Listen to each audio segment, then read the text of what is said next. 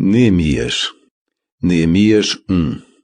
História de Neemias, filho de Acalias.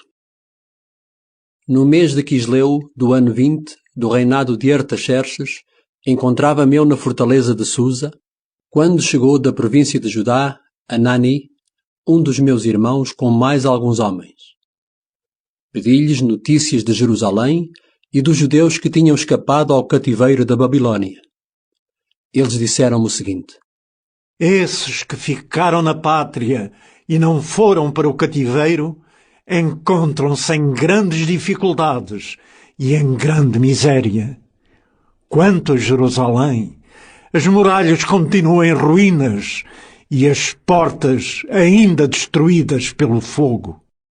Ao ouvir isto, sentei-me a chorar e durante vários dias andei muito triste. Fiz jejum e dirigi a minha oração ao Deus do céu. Ó Senhor, Deus do céu, Deus grande e terrível, Tu és fiel para com a aliança e és misericordioso para com aqueles que te amam e cumprem os teus mandamentos. Peço-te por isso que escutes e atendas a minha oração que eu faço dia e noite pelos teus servos israelitas. Reconheço que tanto eu como os meus antepassados temos pecado contra ti. Ofendemos-te muito, pois não cumprimos os mandamentos, as leis e preceitos que nos deste por meio do teu servo Moisés. Recorda-te que disseste a Moisés que havias de nos dispersar por toda a parte, se nós transgredíssemos os teus preceitos.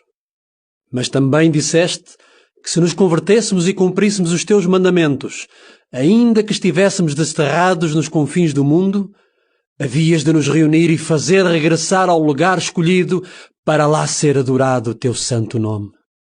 Nós somos teus servos, somos o teu povo que libertaste com o teu poder e a tua força. Escuta agora a minha oração e as orações dos outros servos que te querem honrar. Faz com que eu seja bem-sucedido e que o rei seja bom para comigo. Por aquela altura, era eu copeiro do rei Artaxerxes.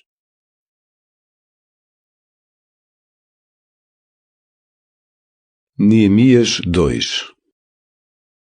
No mês de Nisan, do ano 20 do seu reinado, quando eu ia servir-lhe o vinho, o rei deu-se conta de que eu estava muito triste, o que antes nunca tinha acontecido. Perguntou-me ele então: O que é que tu tens? Tu não estás doente? Portanto, isso só pode ser uma grande preocupação. Eu, com bastante receio, respondi-lhe: Que Sua Majestade viva para sempre. Como não hei de eu andar triste, se a cidade onde estão os túmulos dos meus antepassados está em ruínas e as portas das muralhas destruídas pelo fogo? Perguntou-me o rei: Que queres tu que eu te faça? Então eu, elevando a minha prece ao céu, respondi-lhe: Se parecer bem a Sua Majestade, e se eu estou nas suas boas graças, permita-me que eu possa ir à província de Judá, à cidade onde estão sepultados os meus antepassados, para que eu a reconstrua. O rei, que tinha a rainha sentada a seu lado, perguntou-me: Quanto tempo durará a tua viagem e quando é que voltarás? Eu então indiquei-lhe datas e ele consentiu em me deixar ir. Pedi-lhe também consentimento para que me fossem entregues cartas dirigidas aos governadores que estão ao ocidente do rio Eufrates, para que eles me deixassem seguir livremente para a terra de Judá. Pedi igualmente uma carta para Asaf, que era o guarda das florestas do rei, com o fim de conseguir dele madeira para as portas da fortaleza próxima do templo, para as portas das muralhas da cidade e para a casa onde eu iria habitar. E o rei concedeu-me tudo o que eu pedi, porque o meu Deus me ajudou. Artaxerxes enviou juntamente comigo uma escolta de cavalaria e de chefes militares. Pus-me então a caminho para ir ter com os governadores ao oeste do Eufrates e fiz-lhes entrega das cartas do rei. Mas, quando souberam da minha chegada, Sanbalate, da cidade de Horon, e Tobias, funcionário amonita, ficaram profundamente irritados por ter vindo alguém que se interessava pelo bem-estar dos israelitas. Cheguei a Jerusalém e durante 3 dias estive lá sem contar nada a ninguém do que Deus me tinha inspirado a fazer pela cidade. Depois de noite, levantei-me e saí com alguns homens. Levávamos apenas a montada em que eu ia. Nessa noite, saí pela porta do vale em direção à fonte do dragão e à porta da estrumeira. Pude assim observar as muralhas de Jerusalém que estavam em ruínas e as suas portas destruídas pelo fogo. Segui até à porta da fonte e à piscina do rei, e não havia lugar para passar o animal em que eu ia montado. Avancei pelo vale do Cedron, ainda de noite, a observar a muralha e voltei de novo à porta do vale para entrar. As autoridades não souberam para onde eu tinha ido, nem o que fizera. Nessa altura, ainda nem sequer tinha informado os judeus, isto é, os sacerdotes, os chefes e dirigentes, nem outras pessoas que iriam participar nos trabalhos. Só depois é que eu lhes disse o seguinte: vejam em que desgraça nos encontramos. Jerusalém está em ruínas e as suas portas queimadas. Vamos nós mesmos reconstruir as muralhas de Jerusalém e não continuemos mais nesta situação vergonhosa. Quando lhes expliquei como o meu Deus me tinha ajudado e lhes contei o que o rei me dissera, eles responderam: sim, vamos ao trabalho. E corajosamente puseram mãos a esta obra magnífica. Ao saberem disto, Sanbalate de Horon, Tobias o funcionário amonita e o árabe Geshem fizeram um pouco de nós e disseram-nos com altivez: O que é que pensam fazer? Querem revoltar-se contra o rei?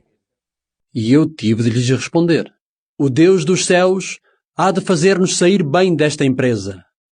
Nós, seus servos, vamos começar a reconstrução de Jerusalém e os senhores não têm nada que se meter neste assunto, pois não têm direito, nem propriedade, nem motivos de recordação nesta cidade.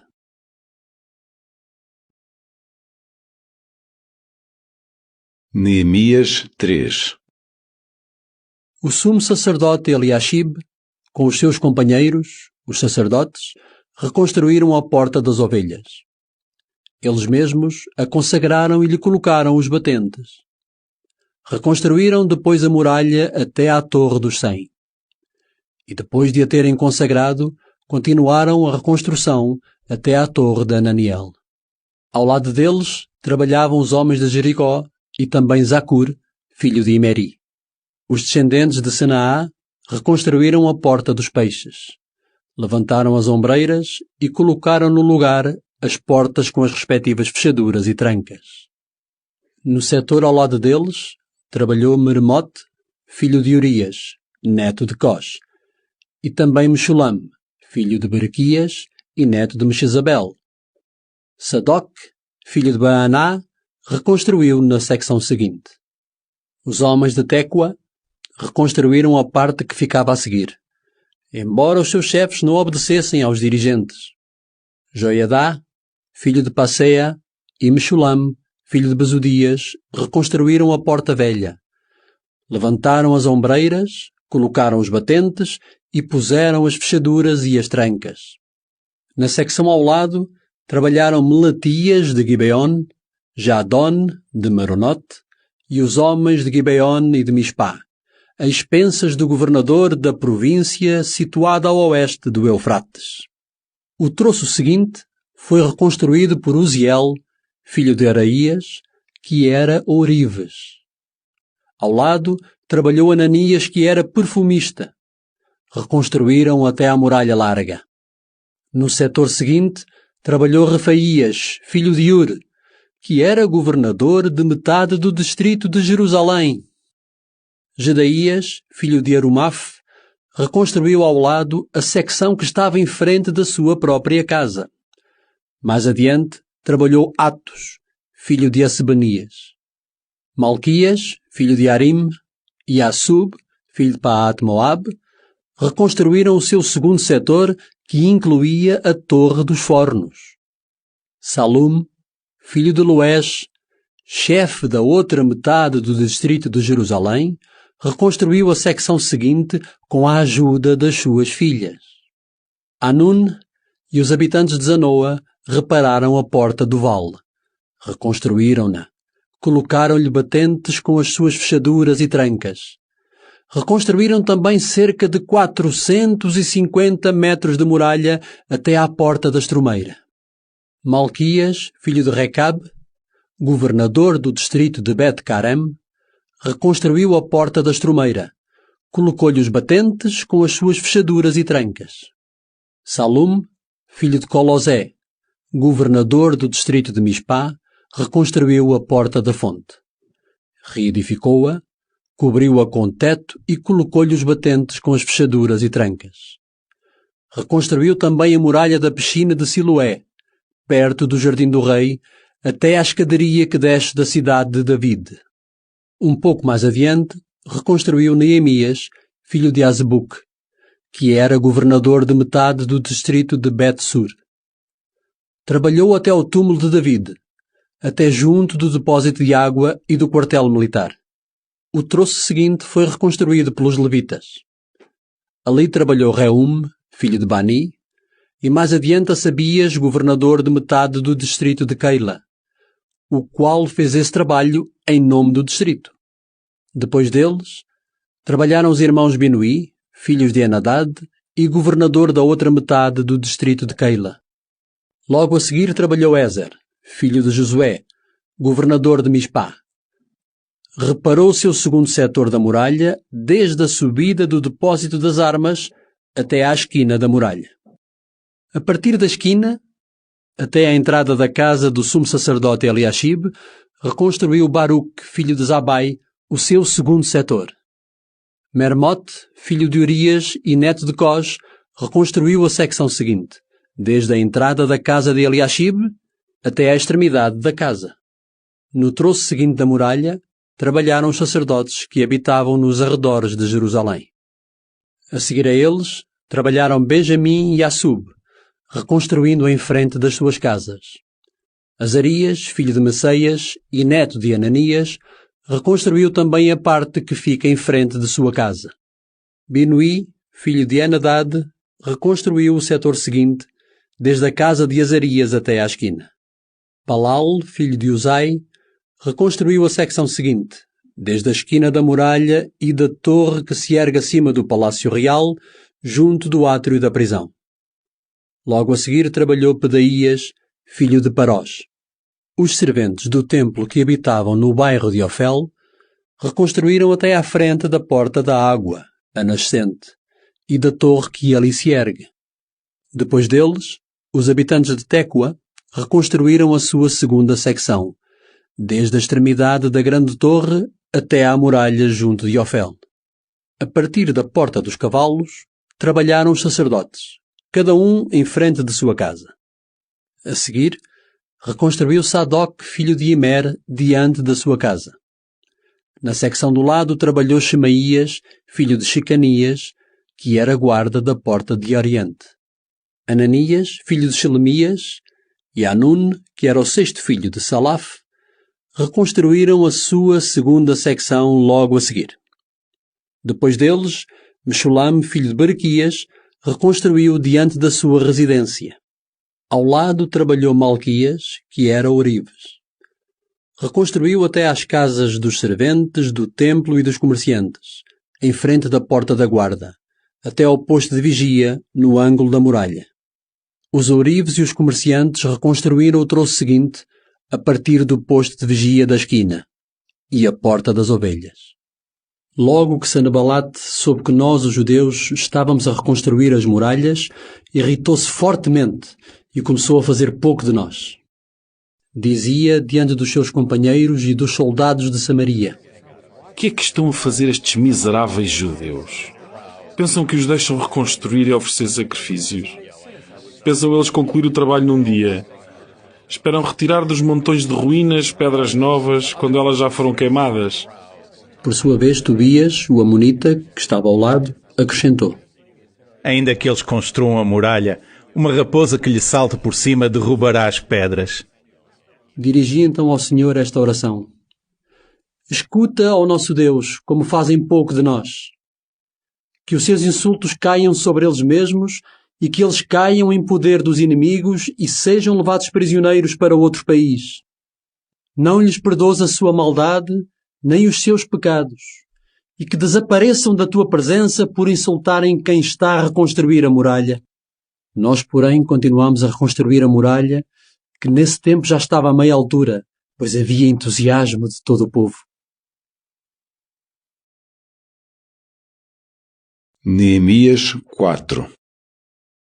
Quando Sanbalate, Tobias, os árabes, os amonitas e os habitantes de Asdod souberam que os trabalhos de reconstrução avançavam e já se começavam a tapar as brechas das muralhas, enfureceram-se. Uniram-se todos para virem atacar Jerusalém e fazer-nos mal. Orámos então ao nosso Deus e colocámos homens de guarda dia e noite para nos defendermos deles. E o povo de Judá dizia: Os carregadores estão sem força perante tal quantidade de escombros. Nós não somos capazes de reconstruir a muralha. Pensavam os nossos inimigos que nós não daríamos conta nem veríamos nada até chegarem ao meio de nós, para nos matarem e obrigarem a parar as obras. Mas os judeus que habitavam no meio deles vieram várias vezes avisar-nos de que os nossos inimigos viriam atacar-nos por todos os lados. Coloquei então os soldados do povo, distribuídos segundo os seus clãs, por trás das muralhas, nos sítios onde não estavam ainda concluídas, com espadas, lanças e arcos. Depois de tudo haver inspecionado, tive de levantar a voz para dizer aos chefes, aos responsáveis e a todos os presentes: Não tenham medo deles. Lembrem-se que o Senhor é grande e terrível. Lutem pelos vossos compatriotas, pelos vossos filhos e filhas, pelas vossas mulheres e pelas vossas casas. Os nossos inimigos vieram a saber que nós estávamos ao corrente de tudo e que Deus lhes tinha frustrado os seus planos. Voltámos então a trabalhar na muralha, desempenhando cada um a sua tarefa. A partir de então, metade dos meus homens trabalhava nas muralhas e a outra metade estava com armas, com lanças, escudos, arcos e couraças. E os nossos chefes davam seu apoio ao povo de Judá, que trabalhava na reconstrução das muralhas. Os que transportavam os materiais com uma das mãos trabalhavam e com a outra empunhavam a arma. Todos os pedreiros tinham a espada à cintura enquanto reconstruíam. E um tocador de trombeta acompanhava-me sempre. É que eu tinha dito aos chefes, aos responsáveis e a todos os presentes: a obra é grande e extensa, e nós estamos separados sobre a muralha e distantes uns dos outros. Por isso, onde quer que ouçam o som da trombeta, juntem-se a mim, e o nosso Deus lutará pelo nosso lado. Era desta forma que nós trabalhávamos na obra, desde o romper da manhã até ao cair da noite, enquanto metade do pessoal empunhava armas. Naquela mesma ocasião, dei ordens para que todos, mesmo os ajudantes, passassem a noite dentro de Jerusalém, para assim guardarem a cidade durante a noite e poderem trabalhar durante o dia. Nem eu, nem os meus companheiros, os meus colaboradores e os homens de guarda que me seguiam, tirávamos a roupa que vestíamos e cada um conservava a arma na mão.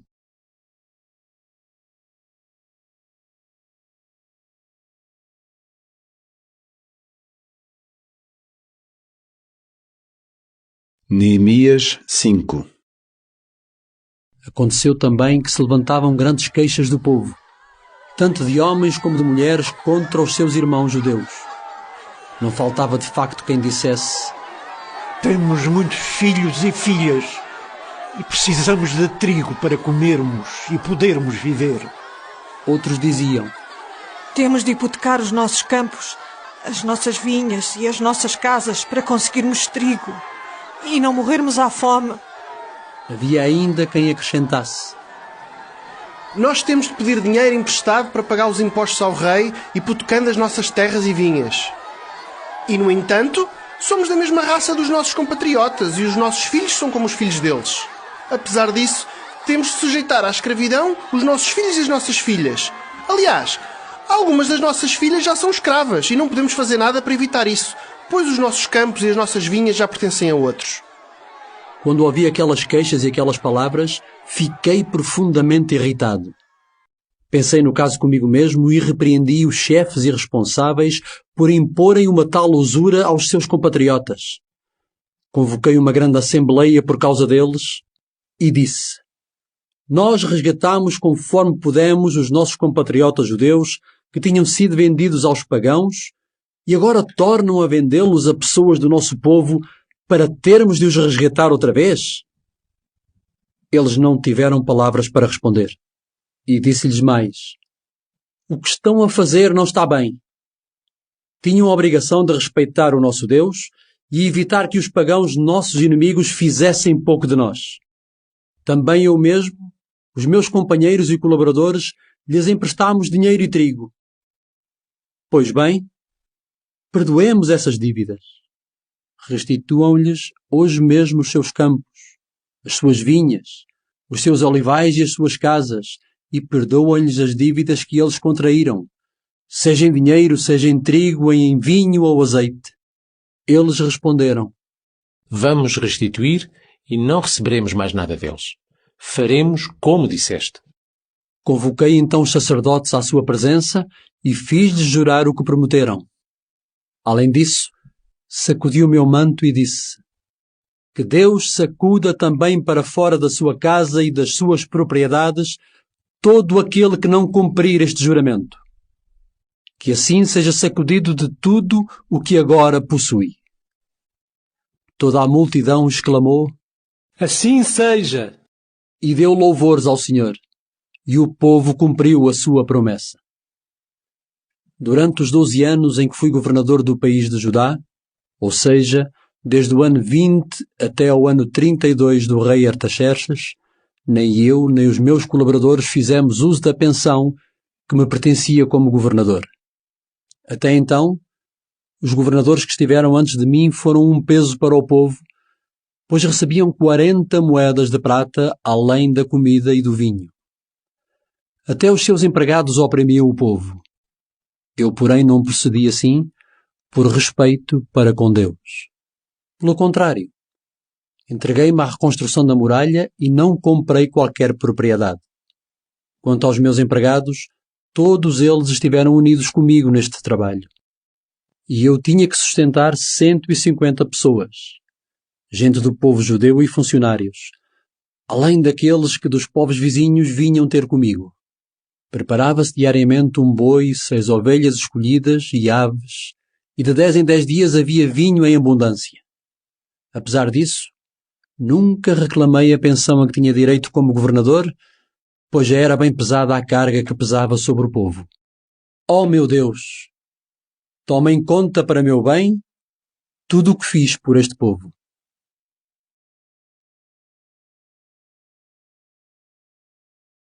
Neemias 6. Quando Sanabalate, Tobias, Geshem o árabe e os outros nossos inimigos souberam que eu tinha reconstruído a muralha e que já não havia brechas, embora nessa altura ainda não tivesse colocado as portas, Sanabalate e Geshem enviaram mensageiros a convidar-me para termos um encontro em Cafirim, no Vale de Ono. Na verdade, o que eles pensavam era fazer-me mal. Enviei-lhes então mensageiros com esta resposta: estou ocupado numa obra muito importante e por isso não posso ir ter convosco. Se eu for ter convosco, a obra deixa de avançar. 4 vezes me mandaram dizer a mesma coisa e eu dei-lhes sempre a mesma resposta.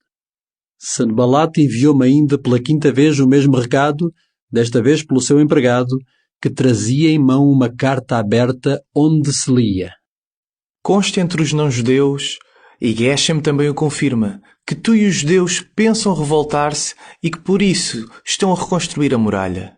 Segundo tais rumores, tu irás ser rei. E até já estabeleceste profetas para proclamarem em Jerusalém que tu és rei de Judá. Naturalmente estas coisas hão de chegar ao conhecimento de Artaxerxes. Por tal razão, comparece para conversarmos os dois a tal respeito. Mandei-lhe dizer: não é verdade nada do que dizes. Tu é que tiraste isso da tua cabeça. Era assim que todos eles tentavam desanimar-nos para nos levarem a abandonar o trabalho. Ó Senhor, dá-me coragem. Certa ocasião, fui à casa de Shemaías, filho de Delaías e neto de Metabiel, porque ele não podia sair de casa.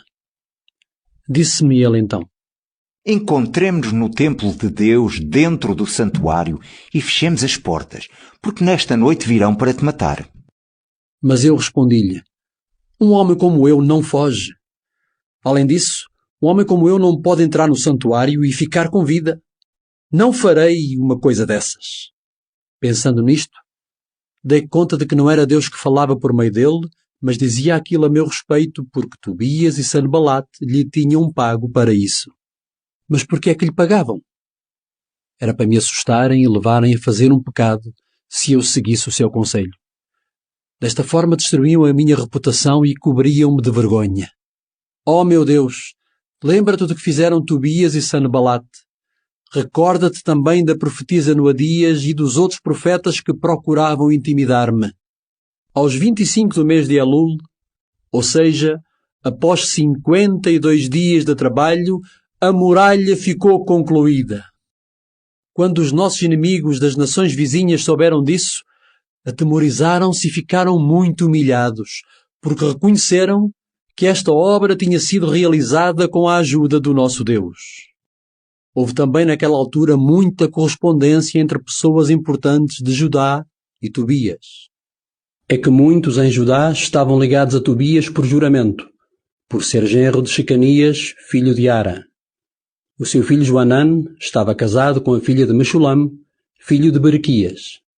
Até diziam bem dele na minha presença para lhe irem contar as minhas reações.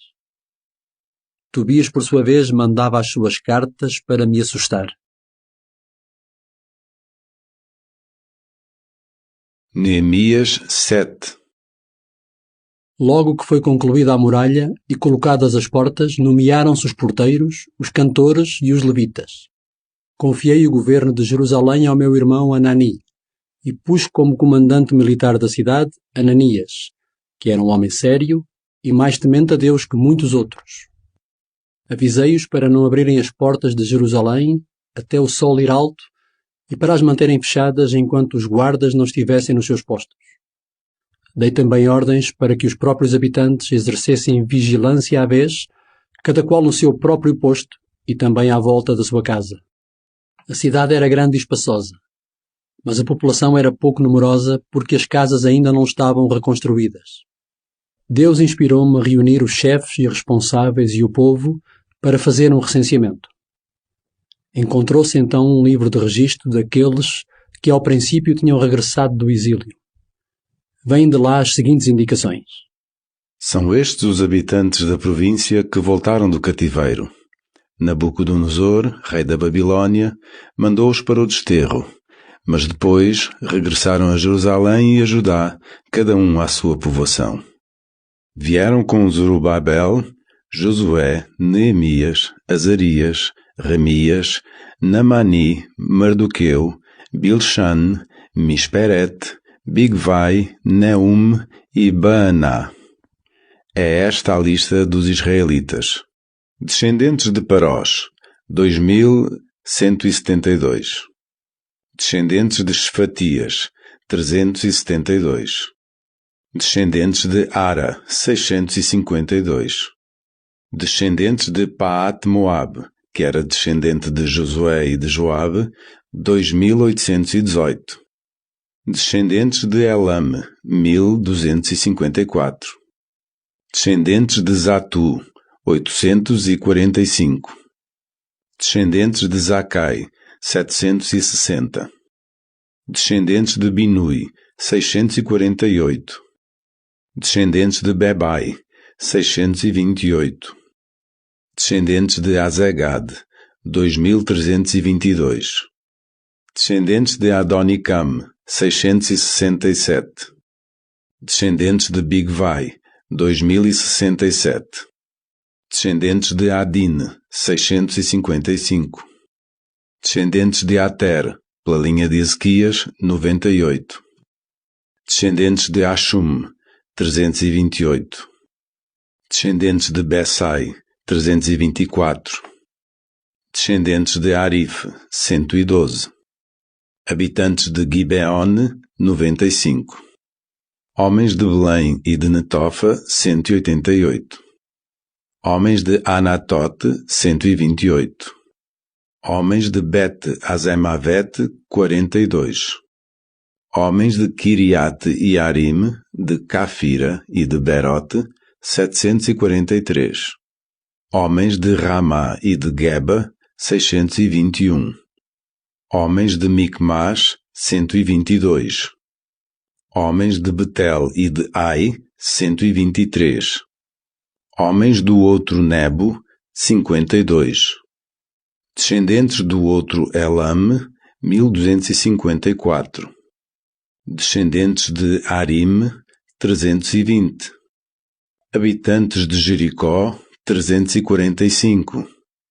Habitantes de Lode, Hadid e Ono, 721. Habitantes de Senaa, 3.930. Sacerdotes. Descendentes de Jedaías, da família de Josué, 973. Descendentes de Imer, 1052. Descendentes de Pashiur, 1247. Descendentes de Arim, 1017. Levitas. Descendentes de Josué, de Cadmiel, de Odias, 74. Cantores. Descendentes de Asaf, 148. Porteiros. Descendentes de Salum, de Ater, de Talmone, de Acube, de Atita e de Shobai, 138. Servidores do templo. Descendentes de Sia, de Assufa, de Tabaote, descendentes de Querós, de Sia, de Padon, descendentes de Lebana, de Agabá, de Salmai, descendentes de Anan, de Gidel, de Gaar, descendentes de Reaías, de Ressin, de Necoda, descendentes de Gazam, de Uzá e de Passea, descendentes de Bezai, de Meunim e de Nefishessim, descendentes de Bacbuque, de Acufa, de Arur, descendentes de Baslite, de Maída, de Arsa, descendentes de Barcós, de Sísera, de Temá, descendentes de Nécia, de Atifa. Descendentes dos servos de Salomão, das famílias de Sotai, de Soferet, de Perudá, de Jala, de Darcone, de Gidel, de Shefatias, de Atil, de Poqueret-Sebaim e de Amon. Ao todo, os servidores do templo e os filhos dos servos de Salomão eram 392. Os que vieram de Tel-Mela, Tel-Arsha, Querub-Adon e Imer, e não puderam provar se eram israelitas pela sua família e ascendência. Descendentes de Delaías, de Tobias e de Necoda, 642. Entre os sacerdotes encontravam-se os descendentes de Obaías, de Cós e de Barzilai, que casou com uma filha de Barzilai, natural de Gileade, e tomou o nome dela. Estes procuraram os seus registros de família, mas visto que não os encontraram, foram excluídos do sacerdócio. O governador disse-lhes por isso que não comessem das coisas santas antes de vir um sacerdote decidir a questão por meio dos dados sagrados. A comunidade dos que regressaram do exílio era constituída por 42.360 pessoas, não contando escravos e escravas, que eram 7.337, havendo também 245 cantores e cantoras. Possuíam 736 cavalos, 245 mulas, 435 camelos e 6.720 jumentos. Alguns dos chefes de família deram ofertas para as obras. O governador ofereceu para o tesouro cerca de 1.000 peças de ouro, 50 taças e 530 vestes sacerdotais. Outros chefes de família ofereceram para o tesouro 20.000 peças de ouro e 1.100 quilos de prata. Os outros israelitas deram 20.000 peças de ouro, cerca de 1.000 quilos de prata e 67 vestes sacerdotais. Depois, os sacerdotes, os levitas, os porteiros, os cantores, os servidores do templo e todo o povo de Israel estabeleceram-se nas suas povoações.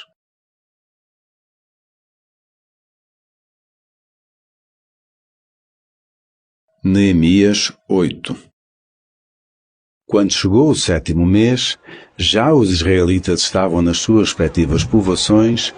Todo o povo se reuniu como um só homem na praça que está em frente da porta da água e pediu-se ao escriba Esdras para trazer o livro da lei de Moisés que o Senhor tinha dado a Israel. No primeiro dia desse mês, o sacerdote Esdras levou a lei diante da Assembleia, que era composta por homens, mulheres e todos os que já tinham idade e capacidade de entendimento. Ali mesmo, na praça que está em frente da porta da água, Esdras esteve a ler o livro desde a manhã até ao meio-dia, na presença de homens, mulheres e de quantos tinham capacidade de entendimento, e todos estavam atentos à leitura da lei. Esdras permanecia de pé sobre um estrado de madeira que foi feito para a ocasião. Junto dele, à sua direita, ficaram Matatias, Shema, Anaías, Urias, Ilquias e Maceias. À esquerda ficou Pedaías, Michael, Malquias, Ashum, Asbadana, Zacarias e Meshulam.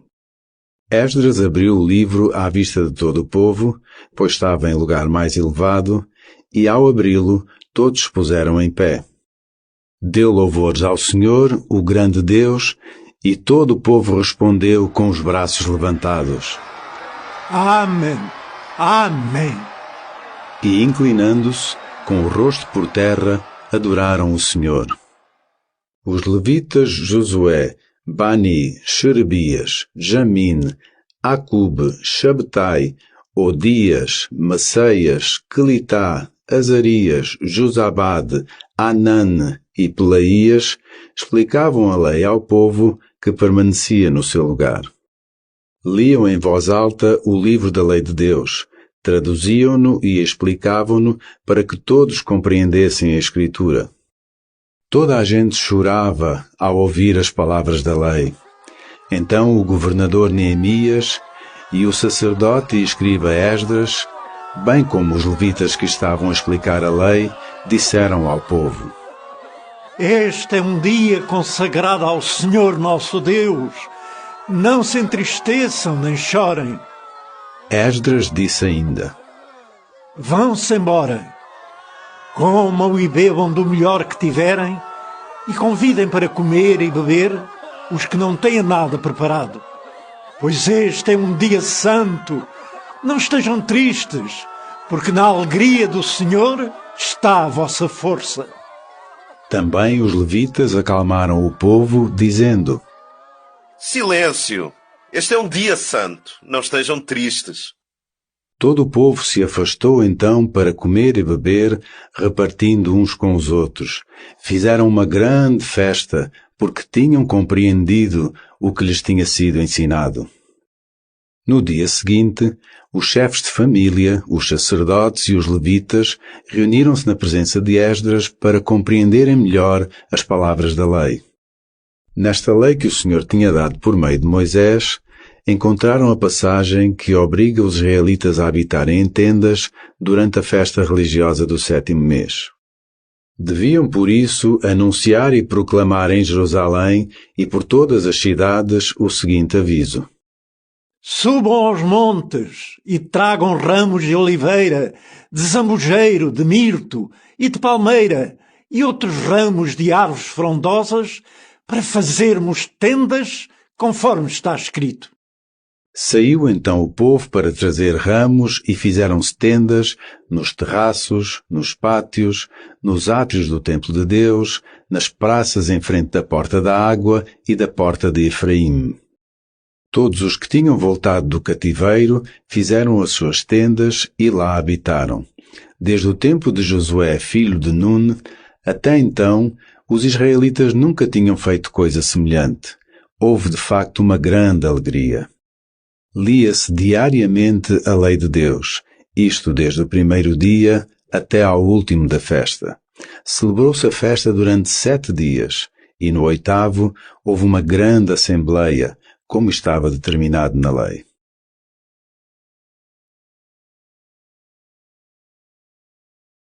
Neemias 9. No dia 24 desse mês, os israelitas reuniram-se para um jejum.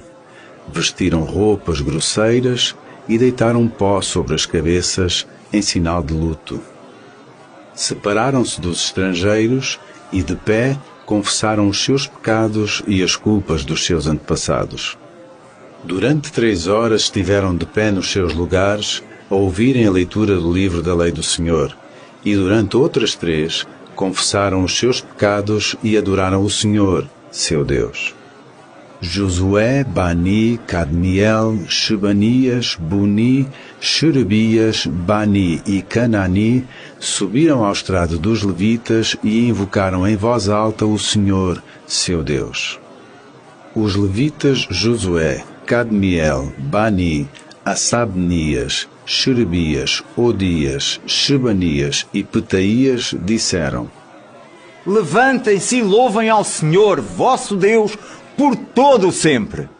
Senhor, que o teu nome glorioso seja louvado, cuja grandeza está acima de toda a bênção e louvor. Tu és o Senhor, e não há outro.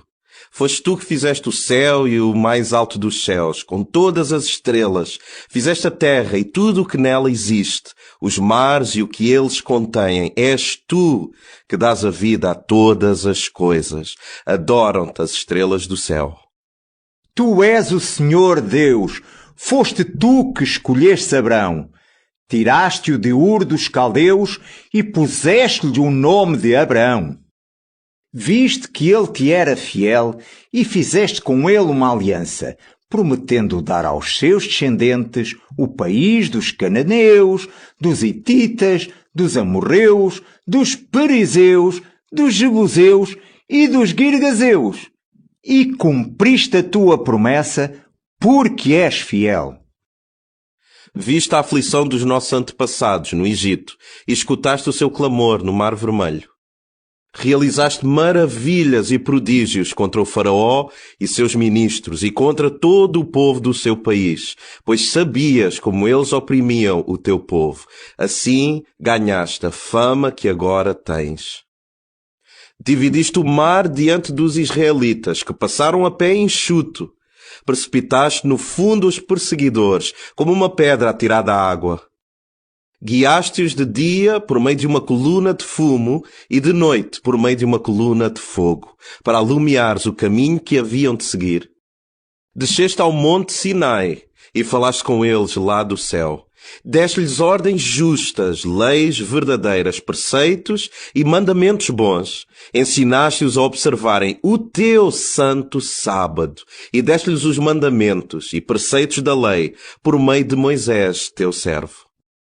Deste-lhes o pão do céu para lhes matares a fome, e fizeste jorrar água do rochedo para lhes matares a sede. Disseste-lhes para tomarem posse da terra que tinha jurado dar-lhes. Eles, porém, e os outros nossos antepassados, cheios de orgulho, mostraram-se rebeldes e não obedeceram aos teus mandamentos.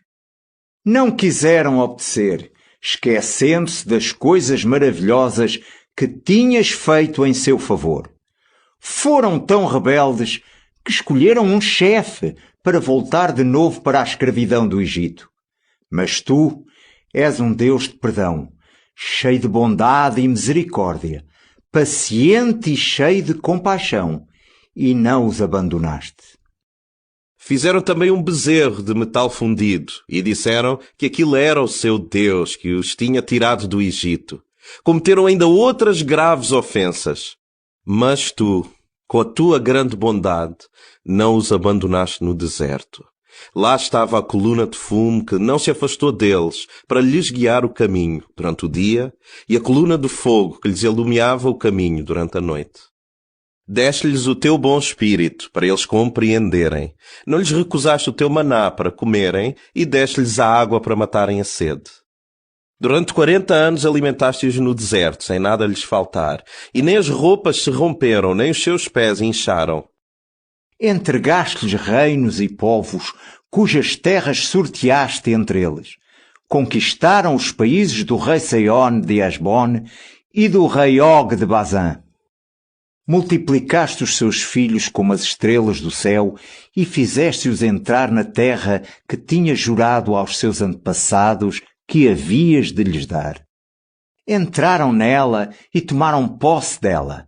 Derrotaste diante deles os seus habitantes, os cananeus, e entregaste-os nas mãos do teu povo. Este podia tratar como quisesse os reis e os povos daquela região. Apoderaram-se de cidades fortificadas e de um país fértil, de casas cheias de tudo e que tinham boas cisternas, de vinhas e olivais e de árvores de fruta em abundância. Comeram até se saciarem e deleitaram-se com tanta coisa boa que lhes deste. Apesar de tudo, eles foram rebeldes e revoltaram-se contra ti. Desprezaram a tua lei, mataram os teus profetas, que os repreendiam para eles se converterem. Ofenderam-te gravemente. Por isso, os entregaste aos seus inimigos, que os oprimiram. Mas quando estavam oprimidos, clamavam por ti, e tu lá do céu os atendias. Na tua grande compaixão, enviavas-lhes quem os salvasse e libertasse do poder dos seus inimigos. No entanto, logo que obtinham a paz, voltavam a fazer o mal contra ti. Assim os abandonavas de novo nas mãos dos seus inimigos, que os dominavam.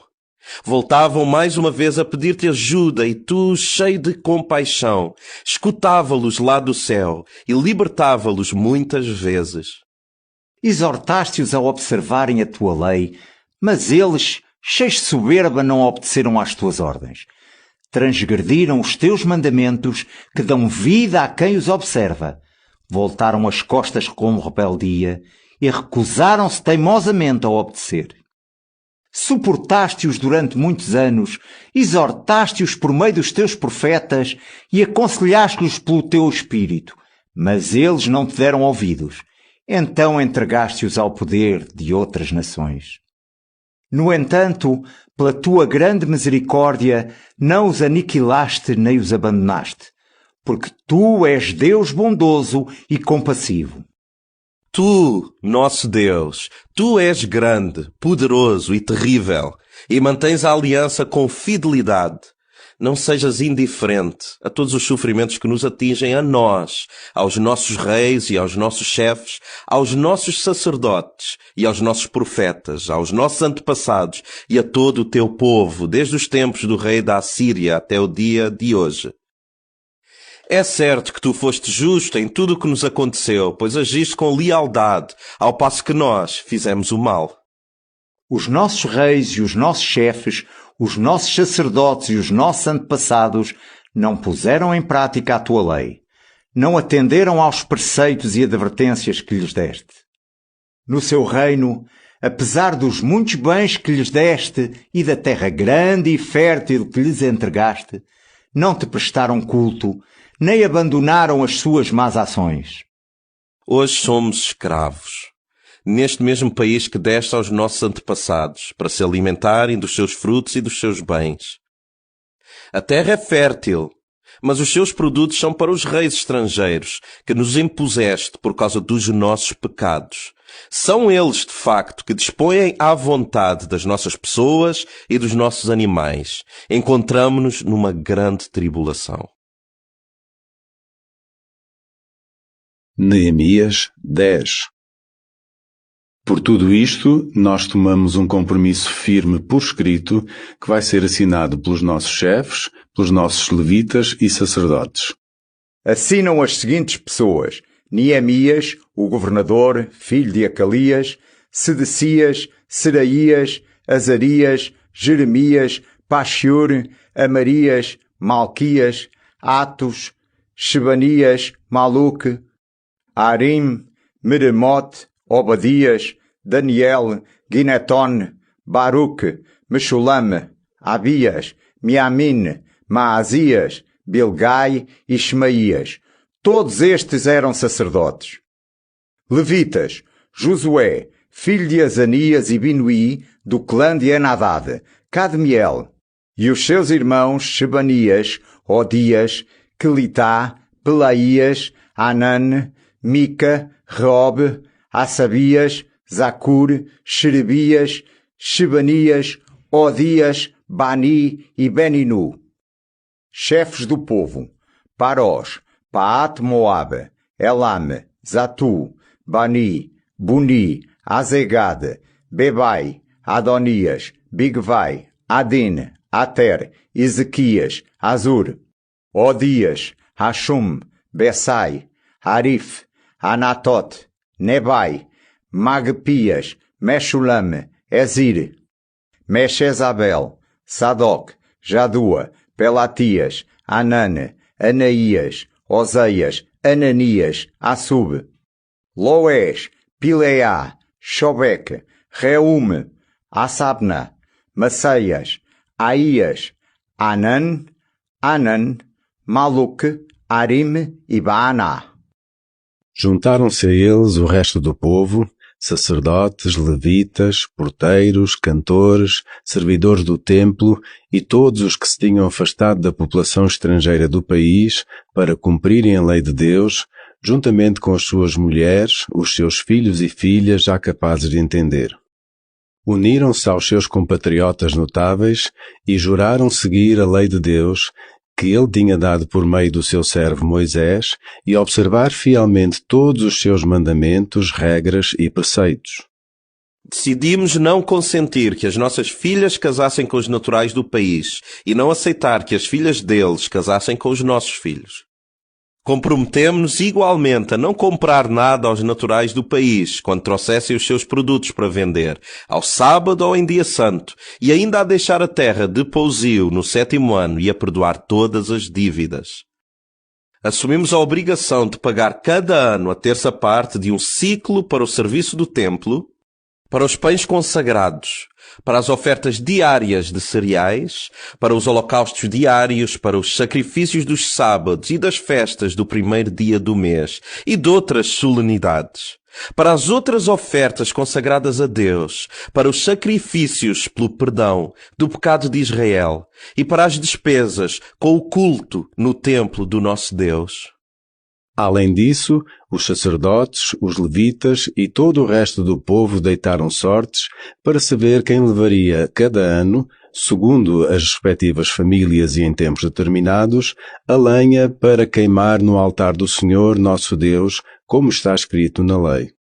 Comprometemo-nos a levar ao templo do Senhor todos os anos os primeiros frutos dos nossos campos e das nossas árvores, e a apresentar no templo aos sacerdotes que lá prestam serviço o primeiro filho que nos nascesse, bem como as primeiras crias das nossas vacas e ovelhas. Igualmente assumimos o compromisso de entregar nas salas do templo a nossa primeira farinha, os primeiros frutos das árvores e o nosso primeiro vinho e azeite para os sacerdotes, e a levar aos levitas a 10ª parte das nossas colheitas. Os levitas irão pessoalmente levantar essa 10ª parte nas povoações em que moramos.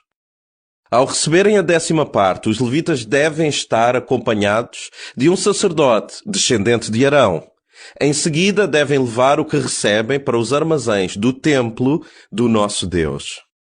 Os israelitas e os levitas levarão as ofertas do trigo, do vinho e do azeite para os armazéns onde se encontram os utensílios do santuário. É lá que se encontram os sacerdotes de serviço, os porteiros e os cantores. Prometemos não abandonar o templo do nosso Deus. Neemias 11. As autoridades ficaram a residir em Jerusalém. O resto do povo deitou sortes para que uma entre 10 pessoas se fixasse na cidade santa de Jerusalém, residindo as outras 9 nas outras localidades. O povo louvou todos os que voluntariamente se ofereceram para residir em Jerusalém. Os chefes da província ficaram a residir em Jerusalém, enquanto os outros israelitas, sacerdotes, levitas, servidores do templo e descendentes dos servos do Salomão, foram para as suas propriedades nas suas cidades. Contudo, um grupo de pessoas de Judá e de Benjamim ficou a residir em Jerusalém. Membros da família de Judá: Ataías, do clã de Pérez, filho de Uzias, descendente de Zacarias, de Amarias, de Shefatias, de Melaliel. Maceias, filho de Baruque e descendente de Colosé, de Asaías, de Adaías, de Joiarib, de Zacarias e de Shiloni. O total dos descendentes de Peres que residiam em Jerusalém foi de 468, todos homens valentes. Membros da tribo de Benjamim: Salu, filho de Meshulam, descendente de Joed, Pedaías, Colaías, Maceias, Itiel, Isaías e ainda Gabai e Salai. Ao todo foram 928. Joel, filho de Zicri, era o chefe deste grupo, e Judá, filho de Senua, era o segundo chefe da cidade. Sacerdotes: Jedaías, filho de Joiarib, Jaquim, Seraías, filho de Ilquias, descendente de Meshulam, de Sadoc, de Meraiote, de Aitube, que era o sumo sacerdote, e seus irmãos. Eram ao todo 822 os que ficaram ao serviço do templo. Adaías, filho de Jeroam, descendente de Pelalias, de Amessi, de Zacarias, de Paxiur, de Malquias e seus irmãos, chefes de família. Eram ao todo 242. Amashesai, filho de Azarel, descendente de Azai, de Mesilemote, de Imer e seus irmãos. Eram ao todo 128, todos homens de guerra. O seu chefe era Zabdiel, filho de Gedulim.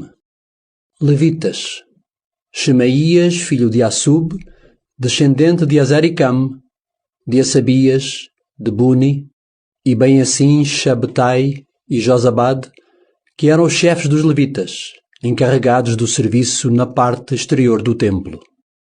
Matanias, filho de Mica, descendente de Zabdi, de Asaf, encarregado dos cânticos de louvor na hora da oração. Bacbuquias, que era o segundo da família. Abda, filho de Shamua, descendente de Galal e de Jedutun. Eram ao todo 284 os levitas na cidade santa. Porteiros: Acub, Talmon e seus parentes. Ao todo 172. Os outros israelitas e os restantes sacerdotes e levitas ficaram a residir nas outras cidades de Judá, cada um na sua propriedade. Os servidores do templo fixaram-se no bairro de Ofel, sendo seus chefes Sia e Gispa. O chefe dos levitas em Jerusalém era Uzi, filho de Bani, descendente de Assabias, de Matanias, de Mica, que pertenciam ao clã de Asaf, o responsável pelos cânticos no templo de Deus. Por ordem do rei, havia diariamente turnos para o serviço dos cantores no templo. Petaías, filho de Meshezabel, do clã de Zera, filho de Judá, representava o povo de Israel perante a corte persa. Quanto às aldeias, as pessoas da tribo de Judá instalaram-se em Kiriat Arba e arredores, Dibon e arredores, Jecabessel e arredores, em Jesua, Molada, Bet-Pelet, Assar-Sual, Bersheba e arredores, Siclag, Mecuná e arredores, En-Rimon, Sora, Jarmut, Zanoa, Adulam e arredores, Laquis e arredores, e Azeca e arredores. Quer dizer que se fixaram no território que vai de Bersheba até ao vale de Inom. As pessoas da tribo de Benjamim fixaram-se em Geba, Micmas, Ai, Betel e seus arredores, em Anatote, Nob, Ananias, Assor, Ramá, Gitaim, Adid, Sebuim, Nebalat, Lod e Onó, no Vale dos Operários. Além disso, alguns levitas que tinham lugar entre os membros da tribo de Judá ficaram a viver no território de Benjamim. Neemias 12. Segue-se a lista dos sacerdotes e levitas que regressaram do exílio, com Zorobabel, filho de Salatiel, e com Josué. Sacerdotes: Seraías, Jeremias, Esdras, Amarias, Maluque, Atos, Shecanias, Reum, Meremote, Ido, Ginotoi, Abias, Miamin, Moadias, Bilga, Shemaías, Joiarib, Jedaías, Salu, Amoc, Ilquias e Jedaías. Estes eram os chefes dos sacerdotes e dos seus parentes no tempo de Josué. Levitas: Josué, Binui, Cadmiel, Xerebias, Judá e Matanias. Este e os da sua família estavam encarregados de dirigir os hinos de louvor, e os levitas Bacbuquias e Uni alternavam com eles. Josué foi o pai de Joaquim. Joaquim, o pai de Eliashib. Eliashib, o pai de Joiadá. Joiadá foi o pai de Jonatas, e Jonatas, o pai de Jadua.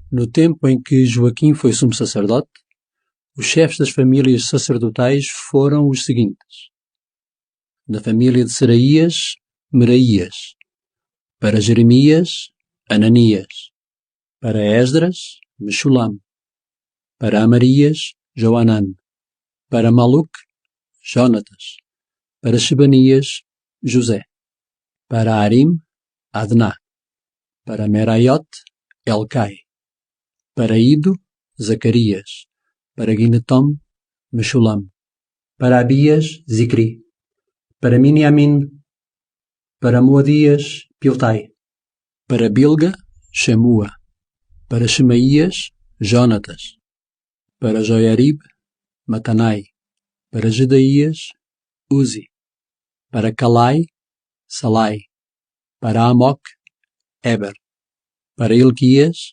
Asabias; para Jedaías, Nataniel. No tempo em que Eliashib, Joiadá, Joanã e Jadua foram sumos sacerdotes, fez-se a lista dos nomes dos levitas, chefes de família e dos sacerdotes até ao reinado de Dario, imperador da Pérsia. Os nomes dos levitas, chefes de família, foram inscritos no livro de registros até a época de Jonatas, neto de Eliashib.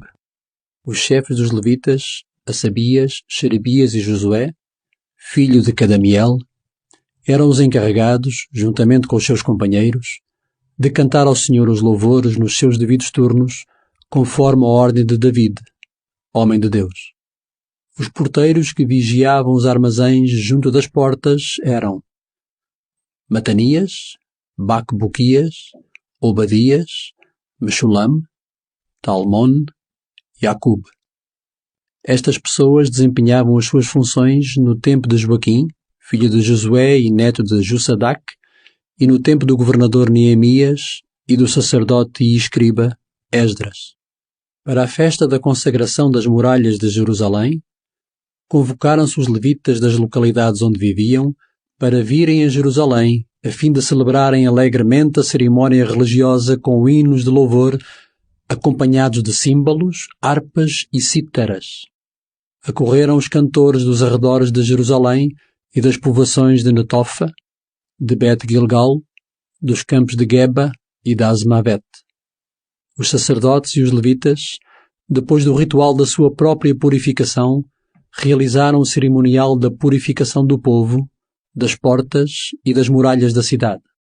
Mandei depois subir para as muralhas as autoridades de Judá e organizei 2 grandes coros. Um movia-se para o lado direito, em direção à porta da Estromeira, e atrás deles Osaías, com metade dos chefes de Judá, ou seja, Azarias, Esdras, Meshulam, Judá, Benjamim, Shemaías e Jeremias.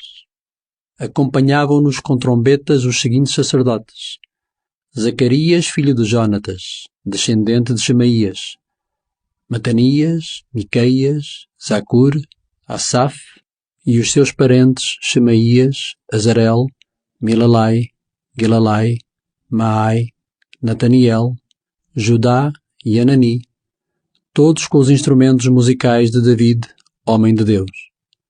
À frente deles ia o escriba Esdras. Quando chegaram à porta da fonte, eles subiram a escadaria que conduz à cidade de David, acima do palácio de David, e até à porta da água, que está a leste. O segundo coro seguia para a esquerda. Eu ia atrás com metade dos chefes do povo desde a Torre dos Fornos até à Muralha Larga.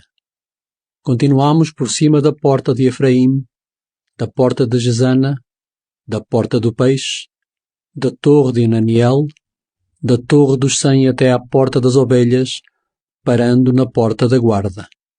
Depois, os 2 coros chegaram ao templo de Deus e eu também, com a metade dos chefes do povo que me acompanhavam.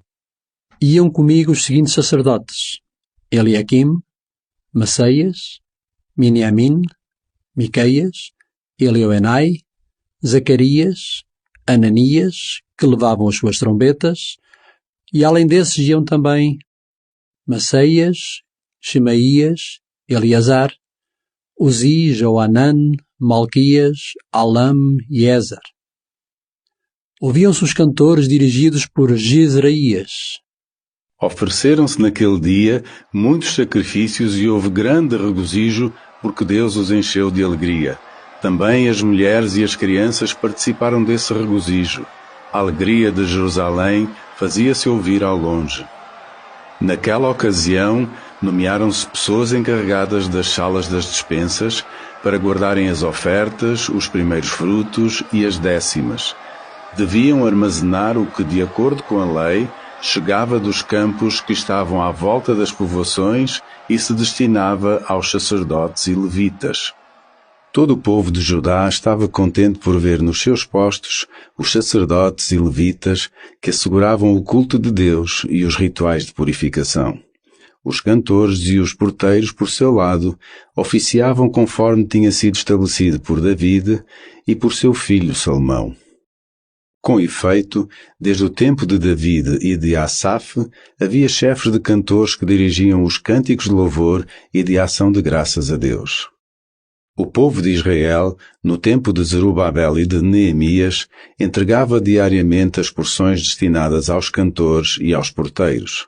Entregavam do mesmo modo aos levitas as ofertas que lhes correspondiam, e os levitas davam aos sacerdotes, descendentes de Arão, a parte que lhes pertencia. Neemias 13. Certo dia, ao ler-se publicamente o livro de Moisés, verificou-se que lá estava escrito que os amonitas e os moabitas nunca deveriam fazer parte da comunidade do povo de Deus, já que eles outrora não tinham ido ao encontro dos israelitas para os receberem com alimentos. Pelo contrário, até pagaram a Balaão para os amaldiçoar. O nosso Deus é que mudou aquela maldição em bênção. Ao ouvirem esta determinação, afastaram de Israel todos os estrangeiros. Antes disso, o sacerdote Eliashib, encarregado das salas de despensas do templo do nosso Deus e parente de Tobias, tinha posto à disposição deste último uma grande sala. Era lá que se guardavam anteriormente as ofertas, o incenso, os objetos sagrados e as décimas do trigo, do vinho novo e do azeite que eram destinados aos levitas, cantores e porteiros, bem como aos sacerdotes. Quando tudo isso aconteceu, eu não estava em Jerusalém, pois no ano 32 do reinado de Artaxerxes, rei da Babilónia, eu voltei para junto do rei, embora passado algum tempo eu tenha regressado a Jerusalém com o consentimento de Artaxerxes.